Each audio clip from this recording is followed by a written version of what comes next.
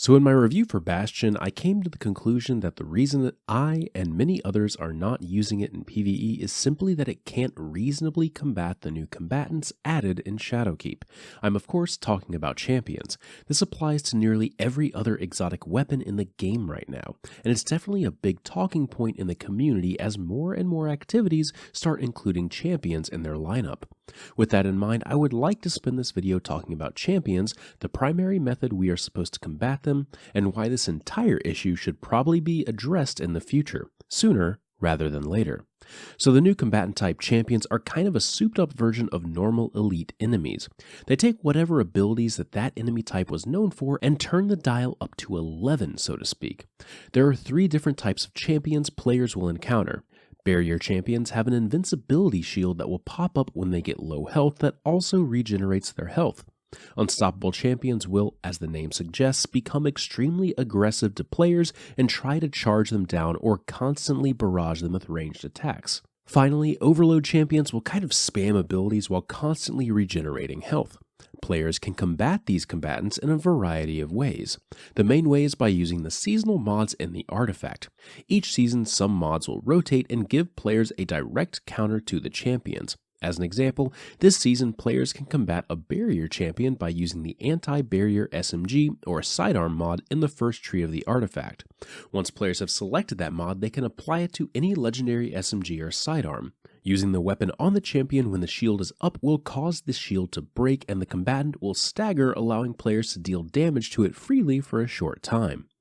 The other way players can combat these mobs is by using exotic weapons that already have these mechanics built into it. Ariana's Vow, Divinity, Devil's Ruin, and Leviathan's Breath are the only exotics as of this video that have these weapon mods built into the weapon. So 4 out of 65 exotic weapons. The final way that players can generally combat these combatants is by overleveling them so that they can trivialize the challenge they present. In some cases, if a fire team times it properly, they can even do this to enemies that are at or over the player's power. Now, why is this whole thing such a big deal? Well, exotic weapons are some of the first building blocks players choose to achieve whatever power fantasy they're going for. In a game about shooting aliens where I can only carry 3 weapons at a time, I'm going to spend some time really finding the stuff that makes me express who I am via gameplay. Naturally, a good portion of these weapons are going to be exotic since they kind of break the rules of the game and have extremely unique effects tied to them. As an example, if I like creating small explosions when I shoot, I might pick up a hand cannon with explosive rounds or timed payload to do just that. However, if I really like that, I can pick up the exotic hand cannon Sunshot and create explosions with every shot and cause enemies I kill with that weapon to also explode, damaging other enemies, so on and so forth. Going back to a normal explosive round hand cannon after that just doesn't scratch the same itch. So to paint the most accurate picture possible, players have been spending a lot of time, sometimes years, figuring out exactly what they like using in the game. Most players have a few exotics incorporated into their play routines that very much feel like a part of them, and playing without them just doesn't give the same power fantasy as using something else. Now, champions have invaded a lot of the normal PvE landscape. You have seen them showing up in seasonal content like Sundial and the Rasputin event. They are in the new Lost sectors, Ordeal Nightfalls, and even the Raid. You have to have very specific mods on to actually combat their specific mechanics. If you overlevel them, you can generally just melt them like all other things in the game. But if you're doing content that overlevels you, well, that puts 61 out of the current 65 exotics on the back burner, so to speak. There's a very good chance that every player has had to bench their favorite weapons to combat this new combatant type. Is that a bad thing? Well, in an ideal scenario, this causes players to use things that they may not be used to, and in the process discover something that they like. That definitely has happened with me in the past, but the thing here is that the majority of the activities that these combatants show up in are pinnacle PvE activities. Players engaging with those have a pretty good sense of what they like and what they dislike. Instead of seeing it as an opportunity to use something else, it's seen as, I hate having to put away the thing that I like using. Or, and I think this is just the best example of how players will deal with mechanics they don't actually like engaging with, they'll just brute force their way through the activity. Players chose to just use Divinity to make targets easier to crit, and then use a high damage weapon like Izanagi's Burden to just insta-gib the champion. Well, in Season 10, this strategy effectively got Izanagi's burden nerfed some. I imagine players will absolutely keep using this because, well, we're stubborn. Or they're going to find some other cheese similar to this, and then that'll get nerfed, etc., etc.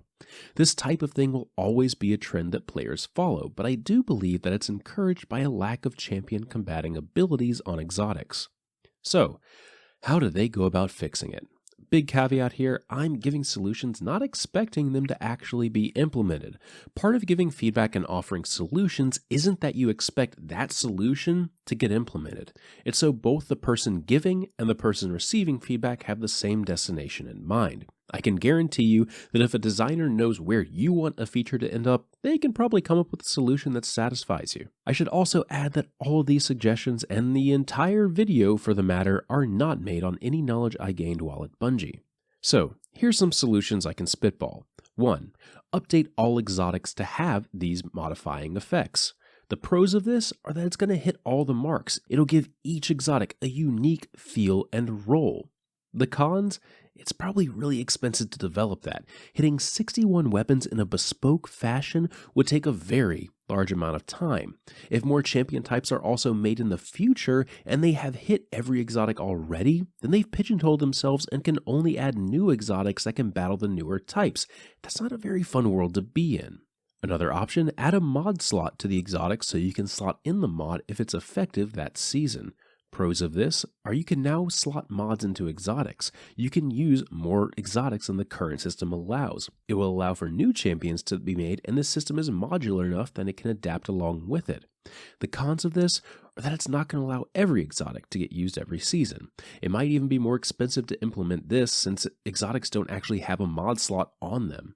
Exotics having access to normal weapon mods is a scary world, and I don't want to get killed by someone playing 3D chess using Hardlight and an Icarus mod. So, there's two ideas.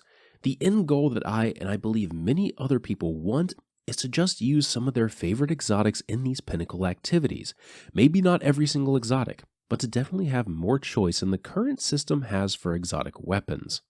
So, viewer, what do you think about all this? Should Bungie add ways to combat champions to the current lineup of exotic weapons? Which system would you prefer? Every weapon having a champion effect associated with it, or something along the lines of a mod-based system? Let me know down in the comments. I hope you enjoyed this video. If you did, sharing it and a positive rating would be appreciated. Thank you for watching, and I'll see you next time.